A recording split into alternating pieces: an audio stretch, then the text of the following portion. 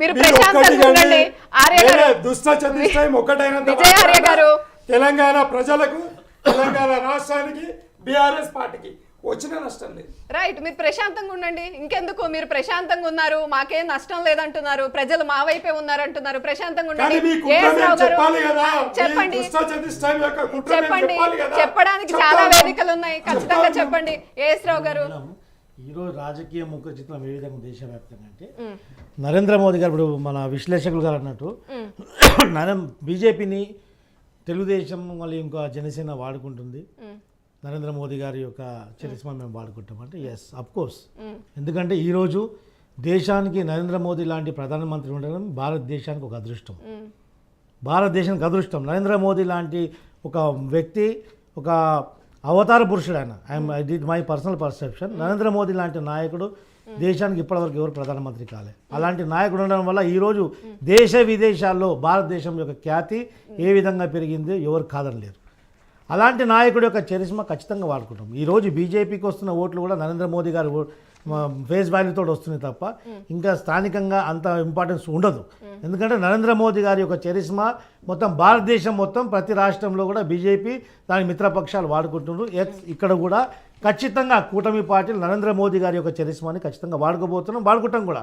అదేవిధంగా ఈరోజు ఇంకోటి వీళ్ళు ఏమంటున్నారు, బీఆర్ఎస్ పార్టీ ఇందాక బీఆర్ఎస్ పార్టీ వాళ్ళు ఏ విధంగా అయితే ఆర్ఎస్ ప్రవీణ్ కుమార్ గురించి మాట్లాడారు.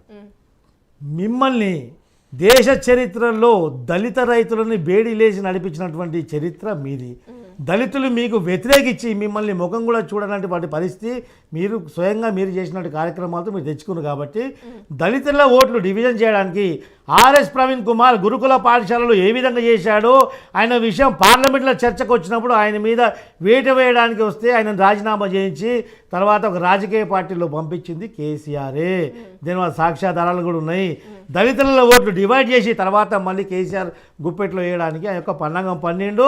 దురదృష్టవశాత్తు కేసీఆర్ ఓడిపోయింది కాబట్టి మళ్ళీ అదే గుటికి చేరిండు.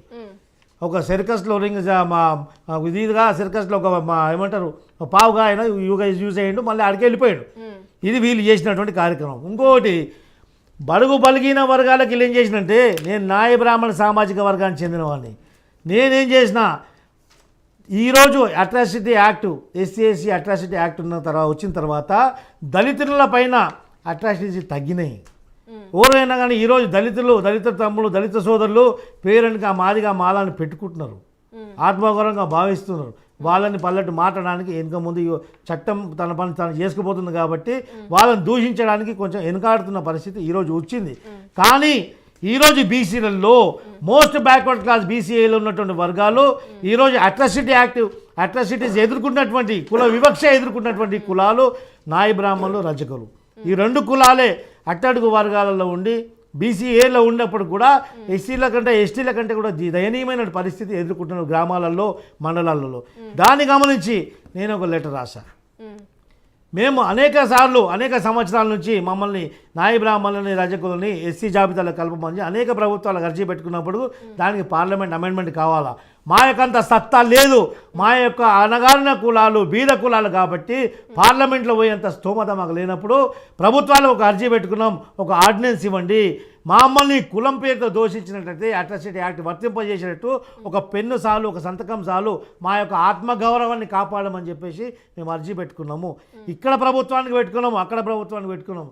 జగన్మోహన్ రెడ్డి గారు ఒక పెట్టుకున్న 15 రోజులనే ఒక జియో ఇష్యూ చేశారు. మంగళ అలాంటి పేరుతోటి కులం పేరుతో దోచిన వారికి క్రిమినల్ కేసులు పెట్టాలని చెప్పేసి ఒక యాక్ట్ ఇచ్చారు, ఒక జియో తీసుకొచ్చారు.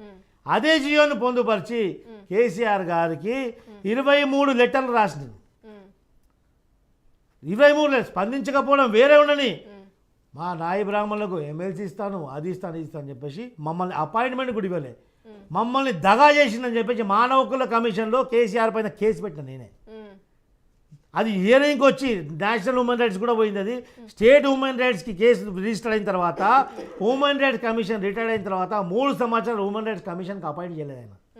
ఇది బలిగిన వర్గాలకు వీళ్ళు చేసినటువంటి సేవ. వీళ్ళు స్వయంకృత అపరాధం అని చెప్పారు కదా. స్వయంకృత అపరాధం ఏంటి? మేము చేసుకున్న అభివృద్ధి బయటికి చెప్పలేకపోయినామంటే చేసుకున్న అభివృద్ధి మీరు ఏం చేశారు? ఆల్రెడీ తెలంగాణలో హైదరాబాద్ అనేది ఆల్రెడీ అభివృద్ధి బాటలో నడిచినటువంటి ఇది మీరు ఇంట్లో కూర్చున్నా ప్రజలే దీన్ని అభివృద్ధి చేసుకొస్తారు. అంటే ఒక లైన్కి వెళ్ళిపోయిన తర్వాత అభివృద్ధి మీరు వద్దన్నా కాదన్నా అభివృద్ధి చెందే నగరం ఇది. ఆ స్టేటస్ ఉన్నటువంటి హైదరాబాద్ నగరం మీరు చేసింది ఏంది? ప్రభుత్వంలో ఉన్నప్పుడు మీరు చేసింది. మీరు బయటకు చేసుకోకపోవడం ఏంటంటే మీరు గడిల పరిపాలన నుంచి బయటకు వస్తే కదా, మీ అహంకారంతో మీరు బయటకు వస్తే కదా. ఏ రోజైనా కానీ మీరు చేసిన పరిపాలన చెప్తాను. Let me complete sir. మీరు చేసిన పరిపాలన ఏ విధంగా అంటే ప్రజాస్వామ్యాన్ని ఏ విధంగా విఘాతం కలిగించిందంటే సాక్షాత్తు హోంమంత్రి మీ యొక్క ప్రగతి భవన్కి వస్తే కానిస్టేబుల్ ఆపి హోంమంత్రిని రిటర్న్ పంపించిండ్రు. అంటే ప్రజాస్వామ్యంలో ప్రజాస్వామ్యబద్ధంగా రాజ్యాంగబద్ధంగా ఒక పదవిలో ఉన్నటువంటి హోంమంత్రికి వాల్యూ మీరు ఏమి ఇచ్చారు?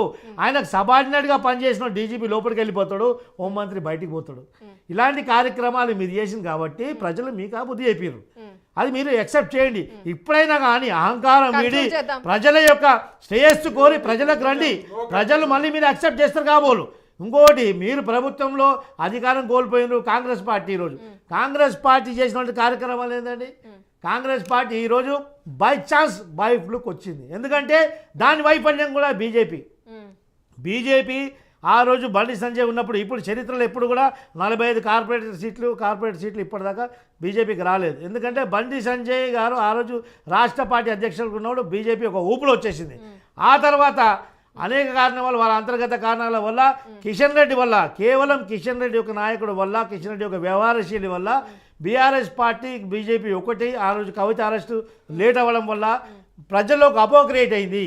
అరే బీఆర్ఎస్ బీజేపీ ఒకటేనామని చెప్పేసి అది బీజేపీకి వచ్చేటువంటి విజయం బై ఫ్లూక్ కాంగ్రెస్కి పోయింది.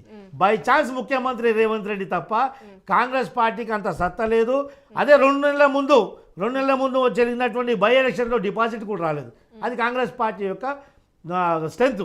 ఈరోజు కూడా చూడండి, కాంగ్రెస్ పార్టీ వచ్చిన తర్వాత ఇప్పుడు గత 5 సంవత్సరం కాలం వాళ్ళ పరిపాలన చూసిన తర్వాత ఈరోజు స్థానిక సంస్థల ఎన్నికల్లో కాంగ్రెస్ పార్టీకి ఒక్క సీటు కూడా రాదు.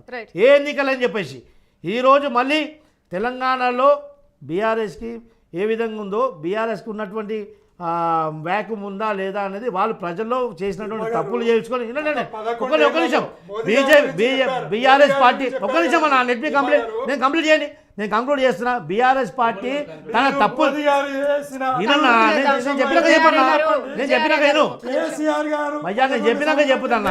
నేను చెప్పినాక బీఆర్ఎస్ పార్టీ చేసిన తప్పిదాలు తెలుసుకొని ప్రజల్లో క్షమాపణ కోరి మళ్ళీ వెళ్తే ప్రజలు ఆహ్వానిస్తుండొచ్చు. కాబట్టి అది వాళ్ళ భవిష్యత్తు కార్యక్రమం అదొకటే. ఇప్పుడు కాంగ్రెస్ చేస్తున్నటువంటి ప్రజా పరిపాలన కాదు, ప్రజా వ్యతిరేక పరిపాలన అని చెప్పేసి ప్రజలకు తెలుసుకున్నారు. కాబట్టి ఖచ్చితంగా మా యొక్క కమిట్మెంట్, తెలుగుదేశం పార్టీ కమిట్మెంట్ తెలంగాణకు ఉంది. బీజేపీ సహకారంతో, జనసేన అండతో, జనసేన సహకారంతో ఖచ్చితంగా తెలుగుదేశం పార్టీ కూడా ఈ యొక్క కూటమి పార్టీలన్నీ కూడా కలిసి మళ్ళీ తెలంగాణలో అధికారం కైవసం చేసుకునే దిశగా మా యొక్క అడుగులు ఉంటాయని చెప్పేసి ఈ సందర్భంగా మనం చేస్తాం. సాయి కిరణ్ గారు, ఇక్కడ ఒక్క విషయం, ఖచ్చితంగా వారిద్దరూ కలిసి వస్తే బీజేపీ పార్టీ బలం పుంజుకుంటుందా? అందరూ అన్నట్టుగా గ్రామాల్లో కొంత వీక్గా ఉంది బీజేపీ పార్టీ అంటున్న దానికి ఆ స్ట్రెంగ్త్ యాడ్ అవుతుంది అనుకుంటున్నారా? సూటిగా చెప్పండి, టైం లేదు. మేడం, ఇక్కడ ఫస్ట్ విషయం ఏంటంటే ఎప్పుడు కూడా పార్టీ అనేది క్రమబద్ధంగా పెరుగుతూ వస్తుంది. గతంలో మీరు పవన్ కళ్యాణ్ తీసుకుంటే అక్కడ ఉన్నట్టు ఆంధ్ర దాంట్లో ఒక్క సీటు కూడా గెలవైనా తను కూడా ఓడిపోయినటువంటి పరిస్థితి. ఇప్పుడు క్లీన్ స్వీప్ చేసిండు ఎంపీ కానీ ఎమ్మెల్యేలు కానీ. రేపు భారతీయ